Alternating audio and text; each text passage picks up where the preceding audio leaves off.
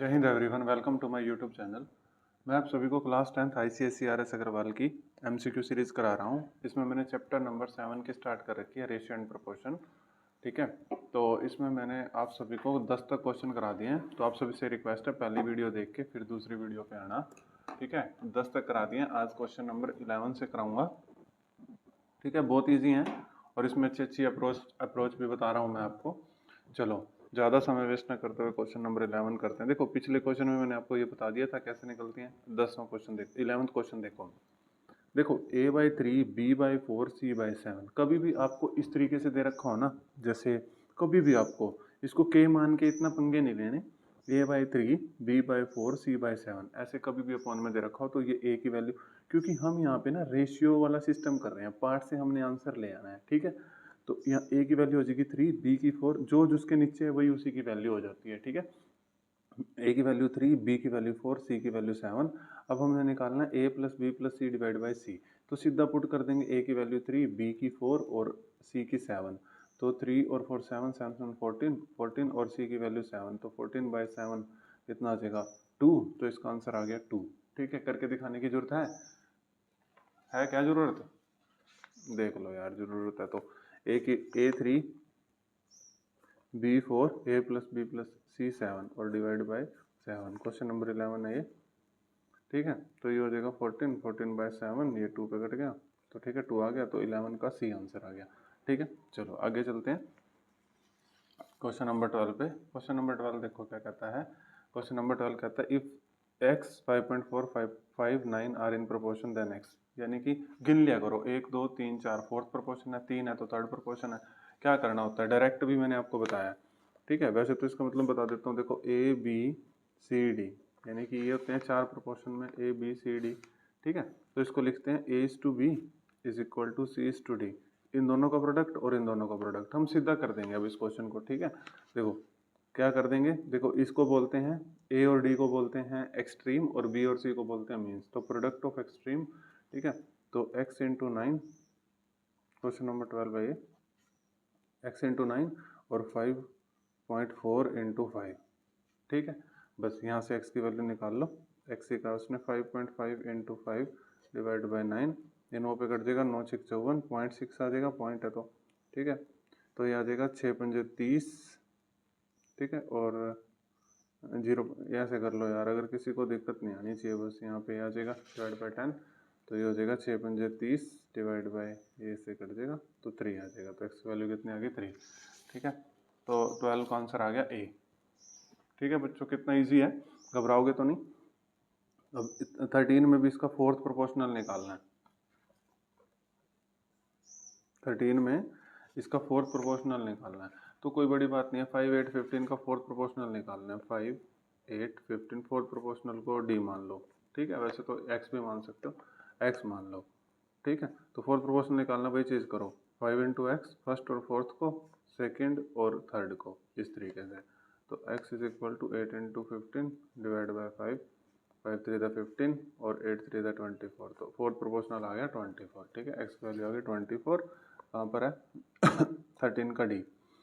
ठीक है, ये रहा। अब 14 पे आ जाओ, इसमें भी फोर्थ प्रोपोर्शनल निकालना है, ये आपका होमवर्क है। ठीक है, बहुत देर होगी आपको, ये आपका होमवर्क है 14। ठीक है, 13 मैंने आपको बता दिया था, सेम है तो होमवर्क बिल्कुल देने को बनता है। ठीक है, ये ए बी सी हो गया और एक्स मान लेना। तो आंसर बता देता हूँ, 14 का बी आएगा, 14 आएगा।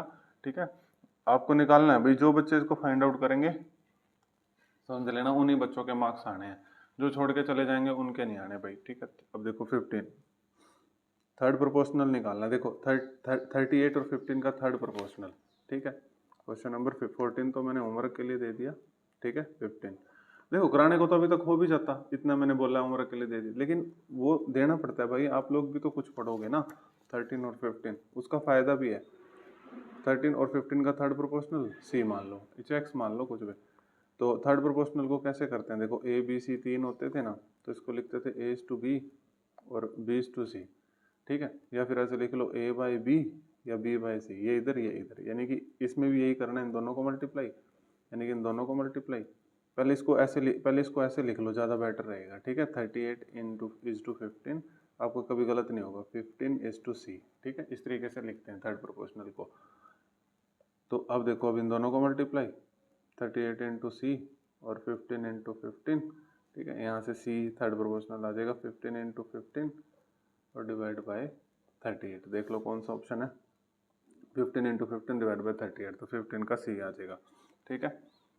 अब इसका थर्ड प्रोपोर्शनल निकालना है 16 का, क्या है x square minus Y square, ये ए हो गया, एक्स माइनस वाई बी हो गया, ठीक है, कर देंगे कोई बात नहीं, ठीक है।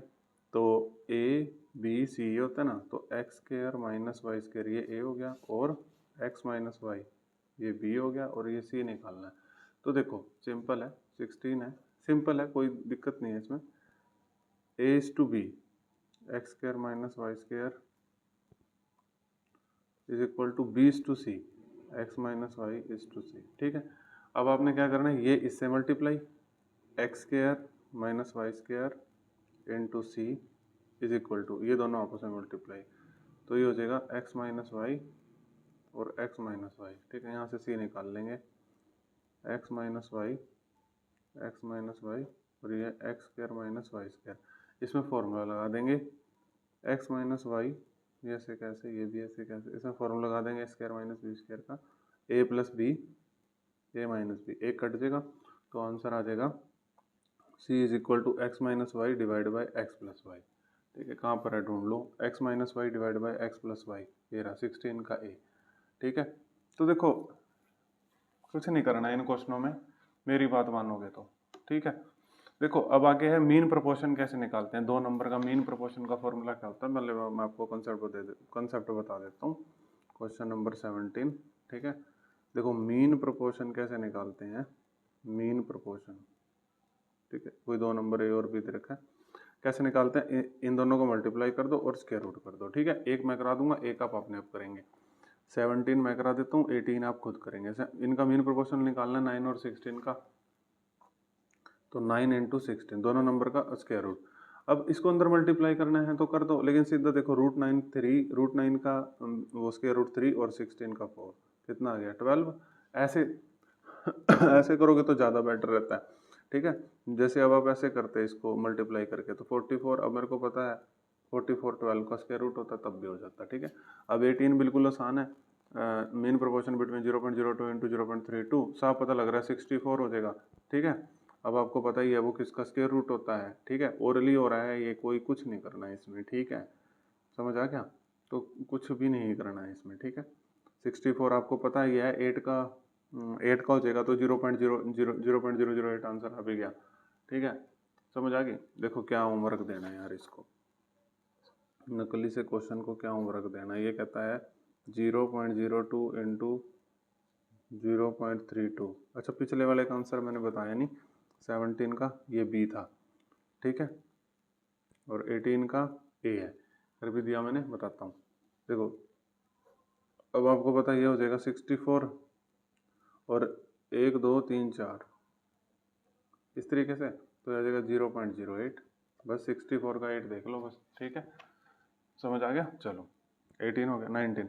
अब the mean proportion between this, ठीक है, ये होमवर्क दे दूं, नहीं सर रूट वाला है सर, प्लीज नहीं सर, नहीं नहीं नहीं, अरे सुन लिया, ठीक है सर, रूट वाला आ गया, ये तो मीन प्रोपोर्शन सर नहीं, चलो करा देता हूँ। 3 प्लस रूट 2,